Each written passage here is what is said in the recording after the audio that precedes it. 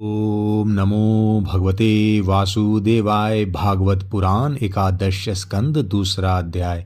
वसुदेव जी के पास श्री नारद जी का आना और उन्हें राजा जनक तथा 9 योगेश्वरों का संवाद सुनाना। श्री सुखदेव जी कहते हैं, कुरुनंदन, देवर्षि नारद के मन में भगवान श्री कृष्ण की सनिधि में रहने की बड़ी लालसा थी। इसलिए वे श्री कृष्ण के निज बाहुओं से सुरक्षित द्वारिका में, जहाँ दक्ष आदि के शाप का कोई भय न था, विदा कर देने पर भी पुनः पुनः आकर प्रायः रहा ही करते थे। राजन, ऐसा कौन प्राणी है जिसे इंद्रियां तो प्राप्त हो और वह भगवान के, ब्रह्मा आदि बड़े बड़े देवताओं के भी उपास्य चरण कमलों की दिव्य गंध, मधुर मकरंद रस, अलौकिक रूप, माधुरी, सुकुमार स्पर्श और मंगलमय ध्वनि का सेवन करना ना चाहे, क्योंकि वह बेचारा प्राणी सब ओर से मृत्यु से ही घिरा हुआ है। एक दिन की बात है, देवर्षि नारद वसुदेव जी के यहाँ पधारे। वसुदेव जी ने उनका अभिवादन किया तथा आराम से बैठ जाने पर विधि पूर्वक उनकी पूजा की और इसके बाद पुनः प्रणाम करके उनसे यह बात कही।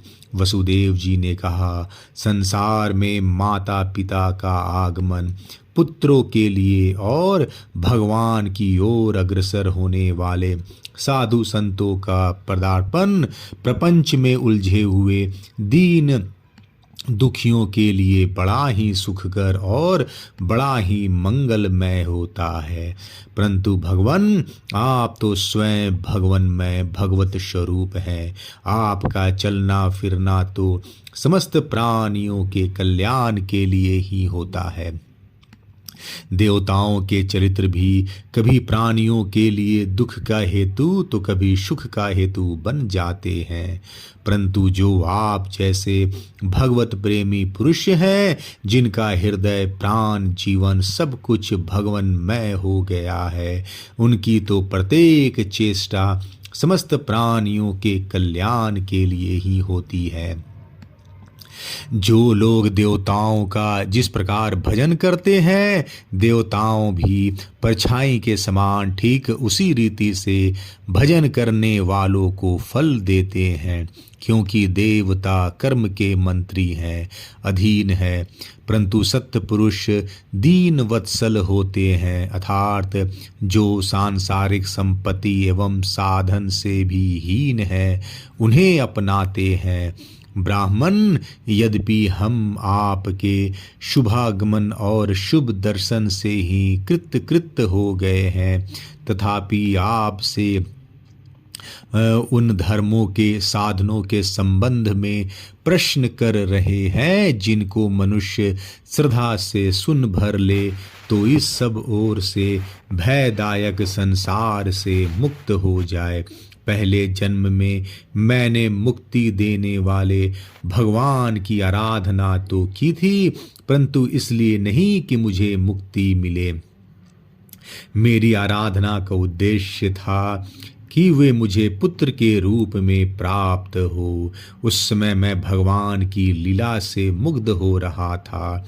सुब्रत, अब आप मुझे ऐसा उपदेश दीजिए जिससे मैं इस जन्म मृत्यु रूप भयावह संसार से, जिसमें दुख भी सुख का विचित्र और मोहक रूप धारण करके सामने आता है, अनायास ही पार हो जाऊं। श्री सुखदेव जी कहते हैं, राजन, बुद्धिमान वसुदेव जी ने भगवान के स्वरूप और गुण आदि के श्रवण के अभिप्राय से ही यह प्रश्न किया था। देवर्षि नारद उनका प्रश्न सुनकर भगवान के अचिंत अनंत कल्याणमय गुणों के स्मरण में तन्मय हो गए और प्रेम एवं आनंद में भरकर वसुदेव जी से बोले। नारद जी ने कहा, यदुवंश शिरोमणे, तुम्हारा यह निश्चय बहुत ही सुंदर है, क्योंकि यह भागवत धर्म के संबंध में है, जो सारे विश्व को जीवन दान देने वाला है। पवित्र करने वाला है। वसुदेव जी, यह भागवत धर्म एक ऐसी वस्तु है जिसे कानों से सुनने, वाणी से उच्चारण करने, चित्त से स्मरण करने, हृदय से स्वीकार करने या कोई इसका पालन करने जा रहा हो तो इसका अनुमोदन करने से ही मनुष्य उसी क्षण पवित्र हो जाता है, चाहे वह भगवान का एवं सारे संसार का द्रोही ही क्यों न हो। जिनके गुण, लीला और नाम आदि का श्रवण तथा कीर्तन पतितों को भी पावन करने वाला है, उन्हीं परम कल्याण स्वरूप मेरे आराध्य देव भगवान नारायण का तुमने आज मुझे स्मरण कराया है। वसुदेव जी, तुमने मुझसे जो प्रश्न किया है इसके संबंध में संत पुरुष एक प्राचीन इतिहास कहा करते हैं। वह इतिहास है ऋषभ के पुत्र 9 योगेश्वरों और महात्मा विदेह का शुभ संवाद। तुम जानते ही हो कि स्वयंभू मनु के एक प्रसिद्ध पुत्र थे, प्रियव्रत। प्रियव्रत के आग्निर्द, आग्निर्द के नाभि और नाभि के पुत्र हुए ऋषभ। शास्त्रों ने उन्हें भगवान वासुदेव का अंश कहा है। मोक्ष धर्म का उपदेश करने के लिए उन्होंने अवतार ग्रहण किया था। उनके 100 पुत्र थे और सब के सब वेदों के पारदर्शी विद्वान थे। उनमें सबसे बड़े थे राज ऋषि भरत। वे भगवान नारायण के परम प्रेमी भक्त थे। उन्हीं के नाम से यह भूमिखंड, जो पहले अजनाब वर्ष कहलाता था, भारत वर्ष कहलाया। यह भारत वर्ष भी एक अलौकिक स्थान है। राज ऋषि भरत ने सारी पृथ्वी का राज भोग किया, परंतु अंत में इसे छोड़कर वन में चले गए। वहां उन्होंने तपस्या के द्वारा भगवान की उपासना की और 3 जन्मों में वे भगवान को प्राप्त हुए। भगवान ऋषभ देव जी के शेष 99 पुत्रों में से 9 पुत्र तो इस भारतवर्ष के सब ओर स्थित 9 द्वीपों के अधिपति हुए और 81 पुत्र कर्मकांड के रचयिता ब्राह्मण हो गए। शेष 9 सन्यासी हो गए। वे बड़े ही भाग्यवान थे। उन्होंने आत्मविद्या के संपादन में बड़ा परिश्रम किया था और वास्तव में उसमें बड़े निपुण थे। वे प्रायः दिगंबर ही रहते थे और अधिकारियों को परमार्थ वस्तु का उपदेश किया करते थे। उनके नाम थे कवि, हरि, अंतरिक्ष, प्रबुद्ध, पिपलायन, अभिहोत्र, द्रुमिल, चमश और करभाजन। वे इसकार कारण और व्यक्त अव्यक्त भगवत रूप जगत को अपने आत्मा से अभिन्न अनुभव करते हुए पृथ्वी पर स्वच्छंद विचरण करते थे। उनके लिए कहीं भी रोक टोक न थी। वे जहाँ चाहते चले जाते। देवता, सिद्ध, शाद्य, गंधर्व, यक्ष, मनुष्य, किन्नर और नागों के लोकों में तथा मुनि, चारण, भूतनाथ, विद्याधर, ब्राह्मण और गौओं के स्थानों में वे स्वच्छंद विचरते थे। वसुदेव जी, वे सब के सब जीवन मुक्त थे। एक बार की बात है, इस अजनाब भारतवर्ष में विदेह राज्य महात्मा निमि बड़े बड़े ऋषियों के द्वारा एक महान यज्ञ करा रहे थे। पूर्वोक्त 9 योगेश्वर स्वच्छंद विचरण करते हुए उनके यज्ञ में जा पहुँचे। वसुदेव जी, वे योगेश्वर भगवान के परम प्रेमी भक्त और सूर्य के समान तेजस्वी थे। उन्हें देखकर राजा निमि, आहवान्य आदि मूर्तिमान अग्नि और ऋत्विज आदि ब्राह्मण सब के सब उनके स्वागत में खड़े हो गए। विदेहराज निमि ने उन्हें भगवान के परम प्रेमी भक्त जानकर यथा योग आसनों पर बैठाया और प्रेम तथा आनंद से भरकर विधि पूर्वक उनकी पूजा की। वे नव योगेश्वर अपने अंगों की कांति से इस प्रकार चमक रहे थे मानो साक्षात ब्रह्मा जी के पुत्र सनकादि मुनीश्वर ही हो। राजा निमि ने विनय से झुककर परम प्रेम के साथ उनसे प्रश्न किया। विदेहराज निमि ने कहा, भगवन, मैं ऐसा समझता हूँ कि आप लोग मधुसूदन भगवान के पार्षद ही हैं, क्योंकि भगवान के पार्षद संसारी प्राणियों को पवित्र करने के लिए विचरण किया करते हैं। जीवों के लिए मनुष्य शरीर का प्राप्त होना दुर्लभ है। यदि यह प्राप्त भी हो जाता है तो प्रति क्षण मृत्यु का भय सिर पर सवार रहता है, क्योंकि यह क्षण भंगुर है। इसलिए अनिश्चित मनुष्य जीवन में भगवान के प्यारे और उनको प्यार करने वाले भक्तजनों का, संतों का दर्शन तो और भी दुर्लभ है।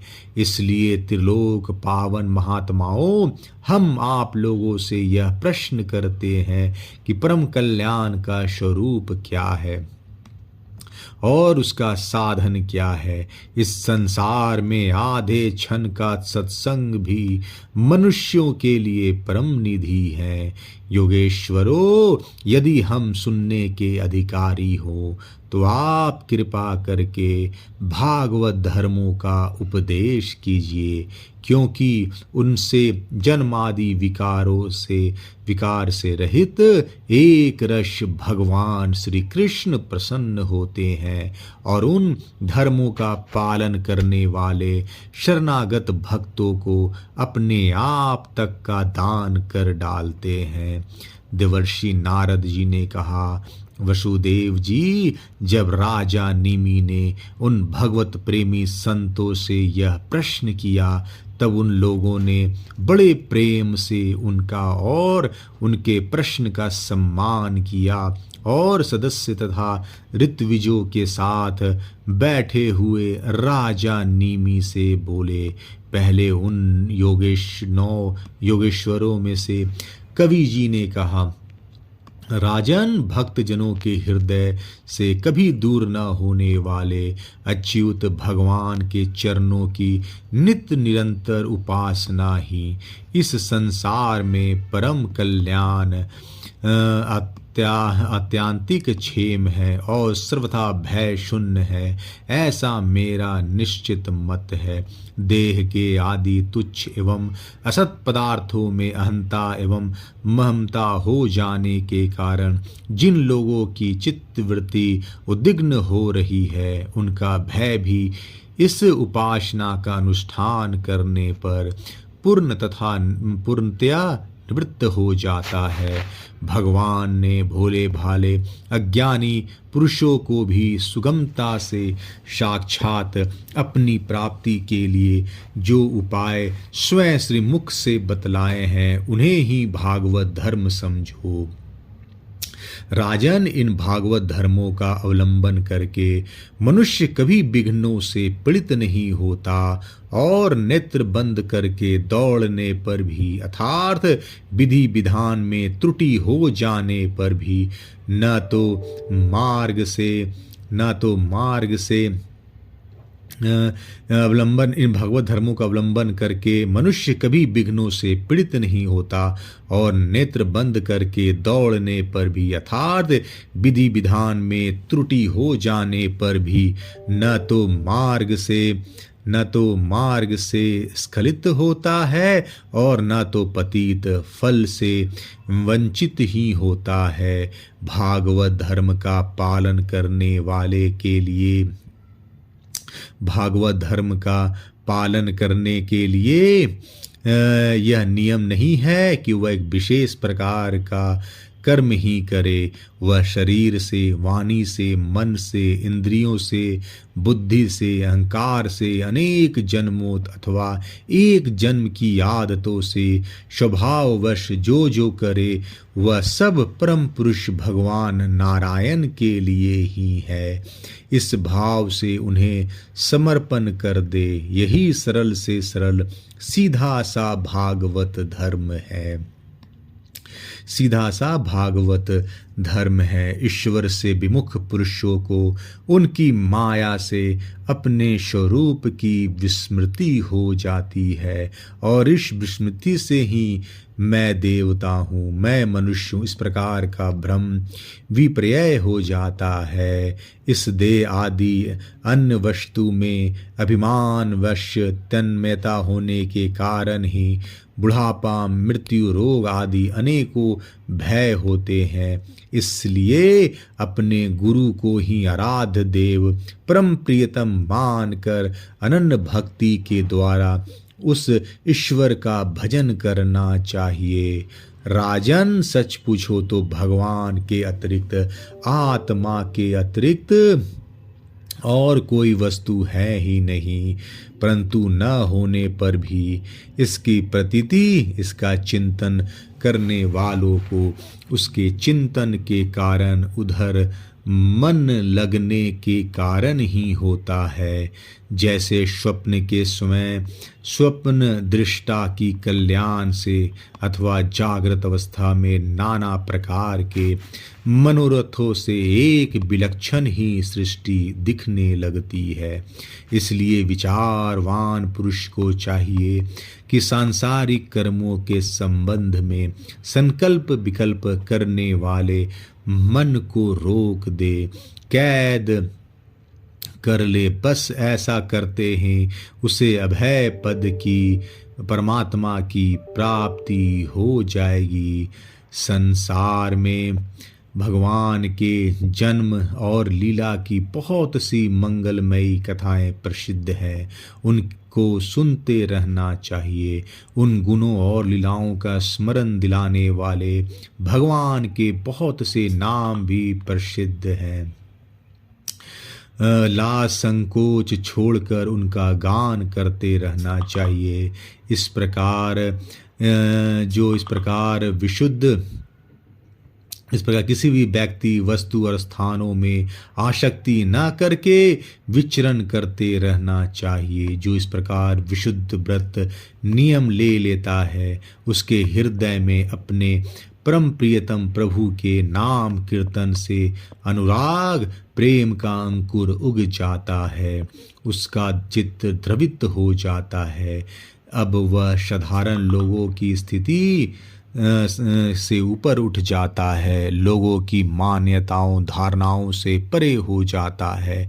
दम से नहीं, स्वभाव से ही मतवाला सा होकर कभी खिलखिलाकर हंसने लगता है तो कभी फूट फूट कर रोने लगता है, कभी ऊंचे स्वर से भगवान को पुकारने लगता है तो कभी मधुर स्वर से उनके गुणों का गान करने लगता है।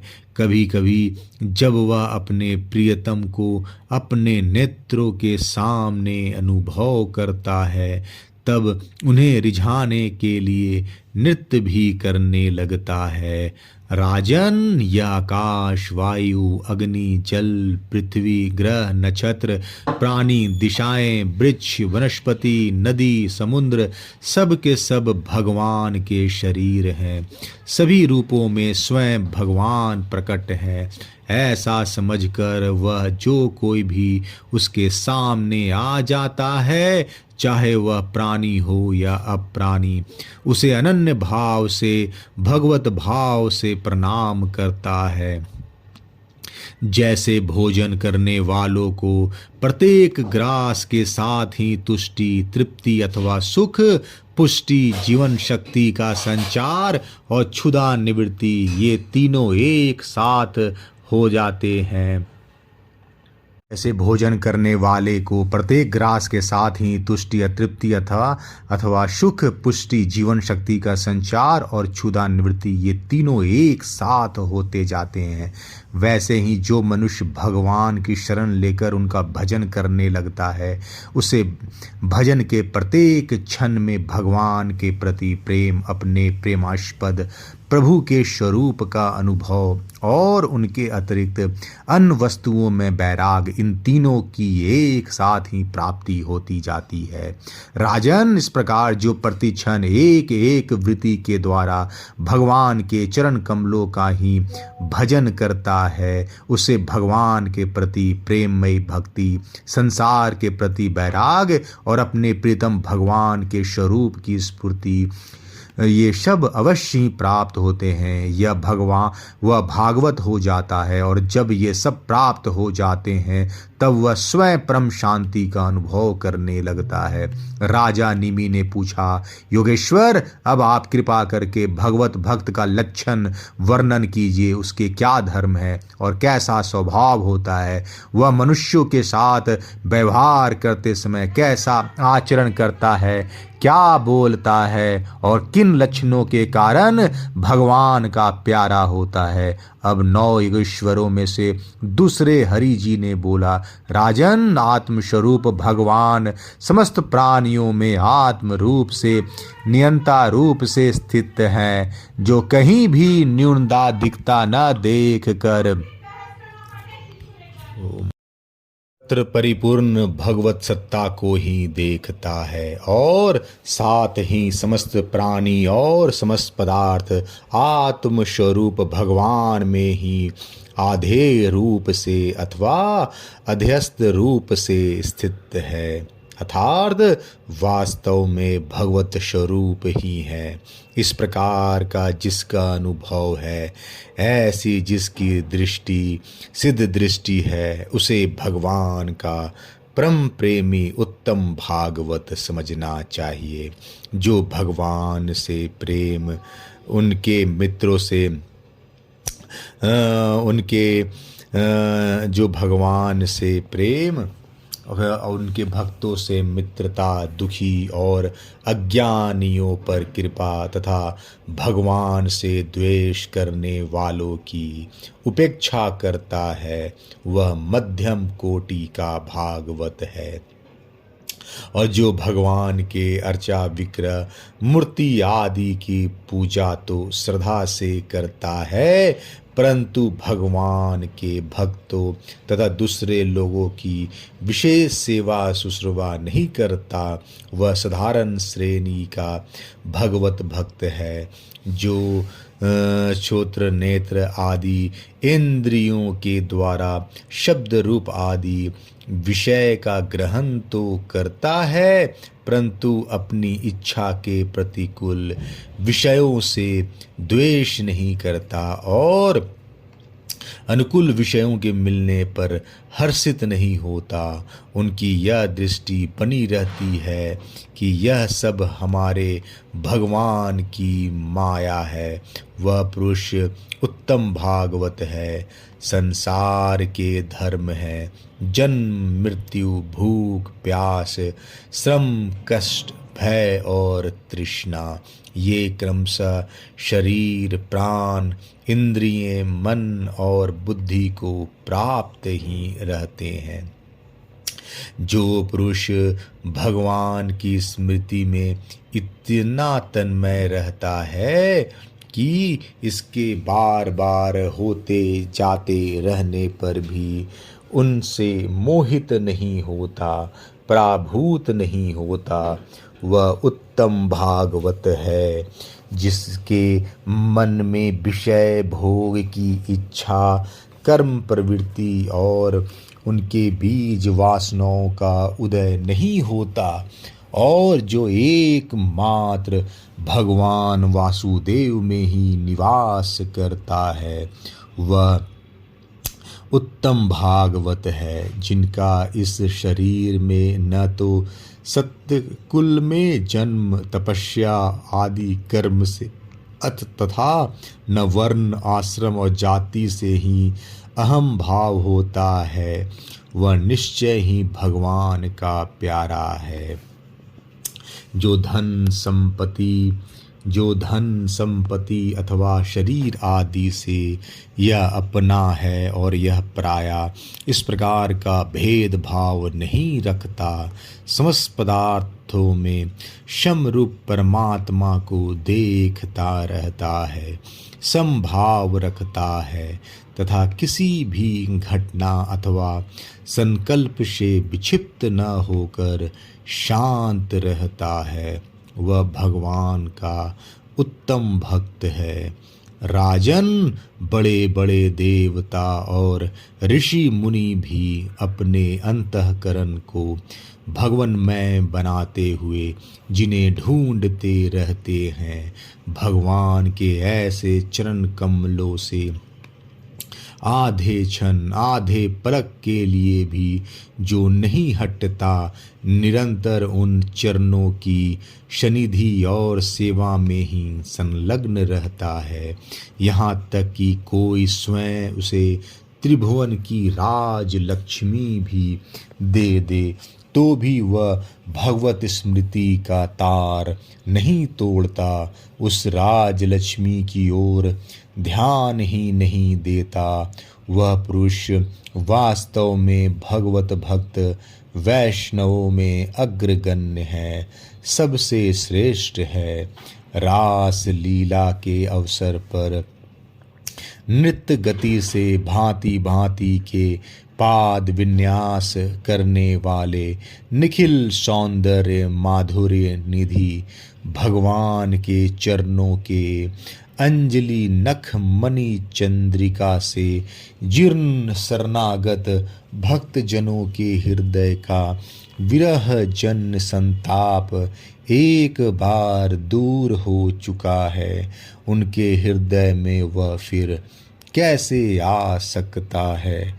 जैसे चंद्रोदय होने पर सूर्य का ताप नहीं लग सकता, विवशता से नाम उच्चारण करने पर भी संपूर्ण अधराशि का राशि को नष्ट कर देने वाले स्वयं भगवान श्री हरि, जिसके हृदय को क्षण भर के लिए भी नहीं छोड़ते हैं, क्योंकि उसने प्रेम की रस्सी से उनके चरण कमलों को बांध रखा है। वास्तव में ऐसे ही पुरुष ही भगवान के भक्तों में प्रधान है।